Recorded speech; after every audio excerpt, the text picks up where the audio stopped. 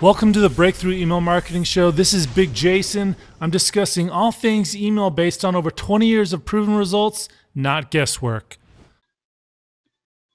Hey everyone, Big Jason. Welcome to the 4th episode of the Breakthrough Email Marketing Show. I'm here live at MarketingSherpa's Email Summit. It's my 9th year in a row, and it's their 9th year having the summit. It's that good. I'm just waiting for my special guest, Jim Clare. He's a coaching student of mine, and he's the top copywriter for one of the top products in ClickBank. So looking forward to having him. He's been with me all 4 days. We did the email messaging optimization workshop on Monday. Then we went to 2 days of the email summit. And today was the landing page optimization certification workshop. We just took our certification test, so hopefully we both passed. Pretty sure I did, but yeah, so thanks for joining me. If you have any questions, fire away as we wait for Jim. We're going to share what we learned of these 4 days and answer any of your questions. So let's fire away. I'm going to review my notes real quick here.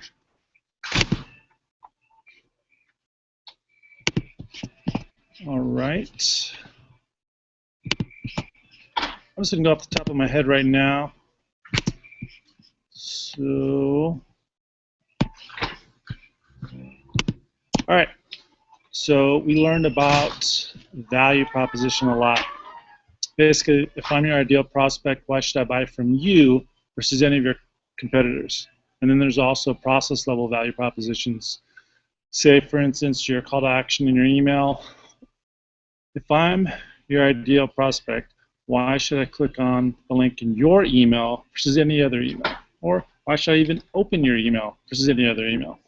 Which plays into, should you use blind curiosity? Should you try and be cute, clever, persuasive in your subject line, or should be clear, relevant, and specific? So those are all good things to consider in your emails, okay? The value proposition of your email.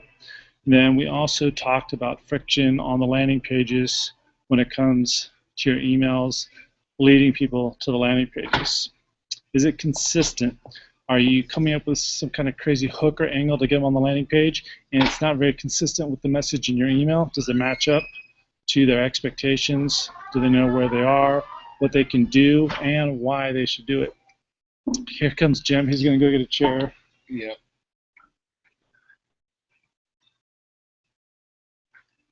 Again, go ahead and ask questions all throughout the show today. We'll be happy to answer them. We also had some really cool people here at the summit this year. Ben Settle, Andre Chaperone, and Steve Gray were here. They were not able to come to the second day of the email summit or any of the certifications to the detriment of their results from their email marketing and to their students. Some amazing information covered, but maybe they can catch the full summit and workshops next time. And actually, the next summit by MarketingSherpa and McLabs is in May in New York, and I'm pretty sure that Jim's going to go. Yeah, I think so. A lot of valuable information, especially in the certification courses. Right. So you'd say that your time here at the summit's been a success? Yeah. You learned a lot? Yeah, the certification courses were awesome, and when Flint McLaughlin speaks, he's pretty sweet. Nice. And there's a lot of talk about personalization and segmentation and automation, right? Yes, and then getting down to the core elements of why it works. Right. I got a lot of great ideas about personalization, segmentation. Most people think of personalization as, hi Joe, hi Susie. Yeah. But there's way more to it. Yes. It's like their behavior, what they purchased last time, what they do last time. Yeah, exactly. The demographics and where they're coming from, what your product has to offer, and really speaking to the voice inside their head. Right. You do know that I added you as an admin, and the intention was for you to be on your own computer. The computers in my bag. This would be a lot easier. But no, we're just gonna wing it. All right. So let's talk about day one at the email messaging optimization. Because as you know, I mean, you have a decent list, you can pretty much, there's tons of ways you can, have quote unquote success. Yeah. Get things to work. Yeah. So we kind of learned about, how to find out what works best, what's going on in their noggins, and how to appeal to that, right? Yeah. What are some of those things that we learned? Basically in the... I already did mention value proposition of the email. Like say for the subject line, if they're your ideal subscriber, why should they open up your email versus any other email? Yeah. Stuff like that. And I think it's kind of the biggest takeaway I sort of got from, at least the bigger picture would be,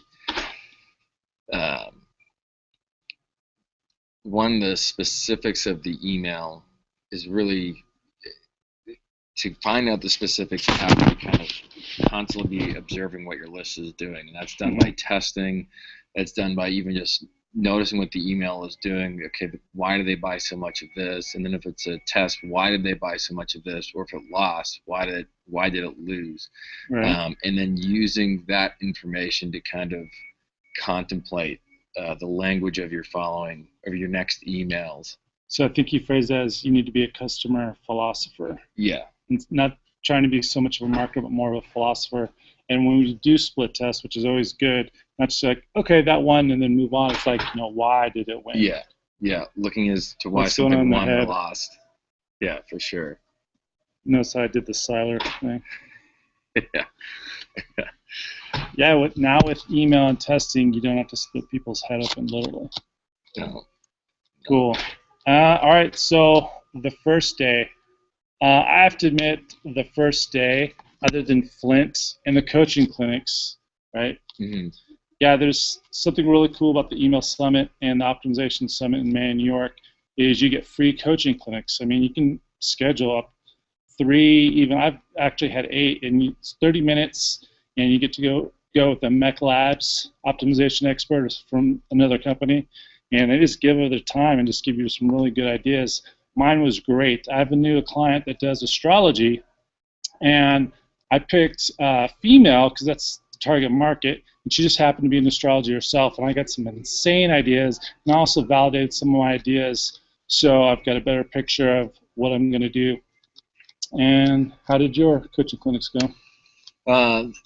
It went really well. To me, I notice I'm in the dating niche. There's a lot of clever copy, and the biggest thing I saw that if you're talking in a bar to someone about getting better with women, you're not going to be saying like secret ninja, dark secret magic line to get one bulletproof chick, or so staying away from that. So it's kind of toning down on the power phrases, and then really focusing in on specific, and then really kind of action verbs. Why they should be doing it now, to drive the click. Why this is important now versus this is important in a couple of weeks, right. And then really targeting in on that. Instill some urgency. Yeah, and then sensing urgency. And I think urgency is not so much, the clever wording.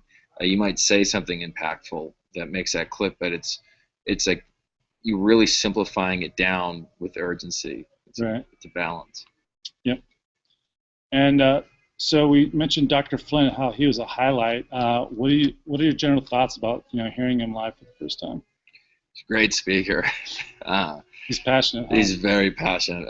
What I like about him, he's very schooled in Claude Hopkins, David Ogilvy, Ross Reeves. He's schooled in guys that Claude Hopkins. Yeah, I mean Claude Hopkins was the big one. You can tell a lot of his principles come from Claude Hopkins. And the great thing is, it's very modern age. It's not Claude Hopkins was around when people were still seeing the first advertisements.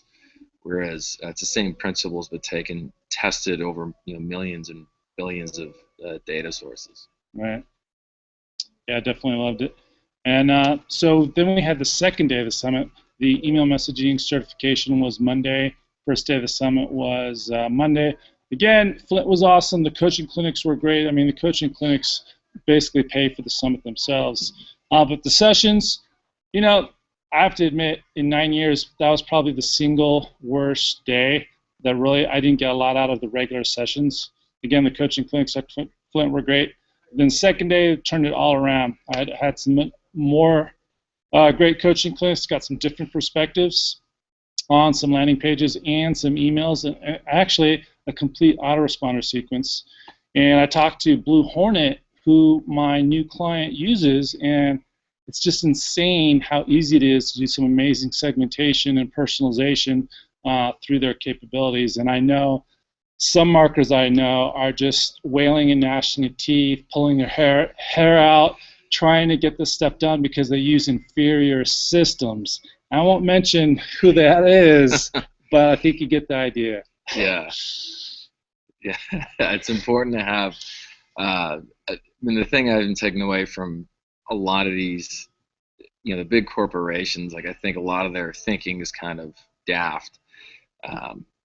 But the systems that they have to, I have a lot of more respect for the systems they have to segment and the power they have to segment based upon their specifics. So they might not be sending the best emails, but they're targeting really, really well. And it's a wise investment because you can pretty much almost speak right to that particular customer and its particular wants and needs and desires. It's all about the right message at the right time with the right person. Yeah. So this one guy on Wednesday, I should say, yesterday, he's like director of IHS, and it was like a defense equipment contractor or something like that. They do lots of big pieces of equipment for the government. You'd never think that it would apply to, astrology or make money online, or how to do emails or dating, and it applied perfectly, not his emails, but just the way he was using his emails, with the way he was targeting his prospects. Yeah, he was going right to the avatar of his client, whether it was a Rambo type or a retiree type, and then using a targeted message. Right.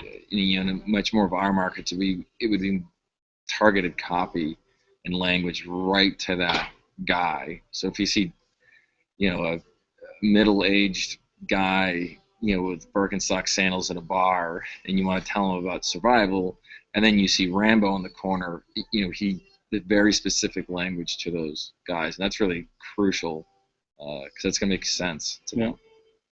Definitely. Then we had today, like I said, we just took our landing page optimization certification.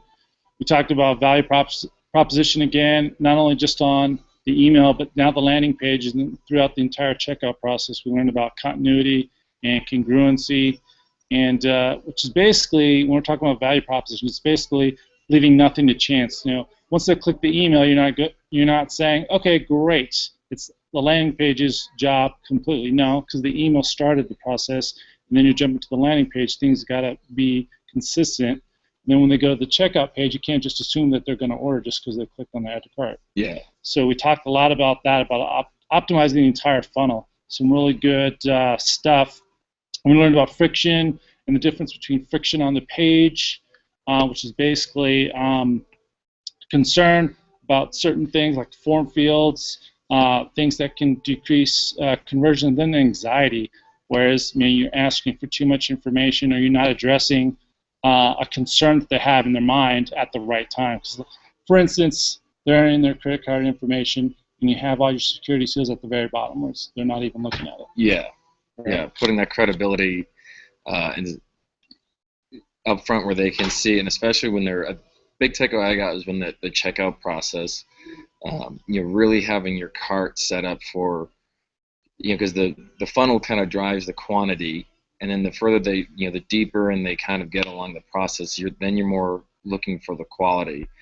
And then a lot of times you think, okay, they're at the cart, they're going to put in their credit card information, but if your cart looks like some odd spam thing, or just enter here, and the safety seal is at the bottom, they can't see it, that's going to have a lot of problems with anxiety. So so when they put their credit card information, that they that they feel safe, that they know exactly what they're getting into. The other thing I took was the no hiding.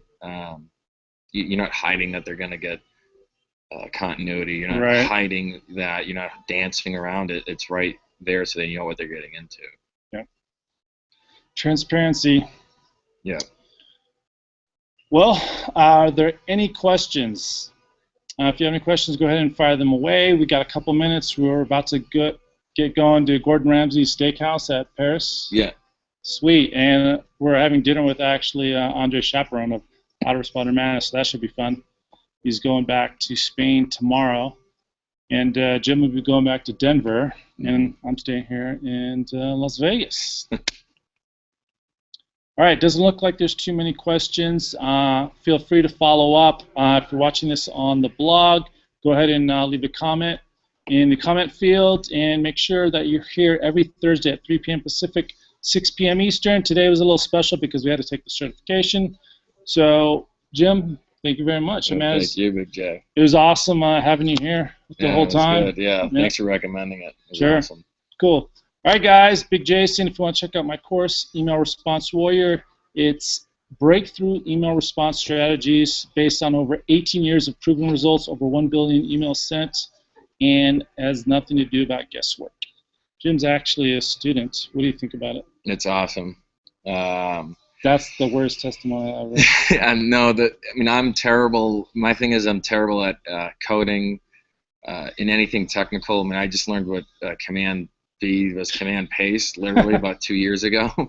But his course, Jason's course, walks you through the entire thing step by step, and any technical issue, I now understand, and plus the deliverability aspect. I know what my emails look like across all servers, and what big takeaway I learned in there, that 49% of your emails are opened in mobile, and then it's a mobile optimized page. So if it looks, congruency and smoothness, and that's a big thing I got away from your course. And obviously, it's tracking sales too. And that's another thing I learned from his course, is tracking the sales. So you're tracking the sales across all segments, so maximizing the value of each client and not letting them drift out to different places. And knowing exactly what works. Yeah, knowing what works, knowing what works best, what gets in the inbox, what looks best to be read.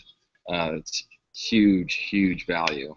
And I've also got some special guests like Adam Lapp, one of the top optimizers for Mech Labs, and also Austin McCraw, where we show you how to split test in your emails can actually help you discover your product's value proposition, and you can change your entire marketing funnel based on that simply by testing your emails. So some good stuff. Email Response Warrior, thanks for attending the Breakthrough Email Marketing Show.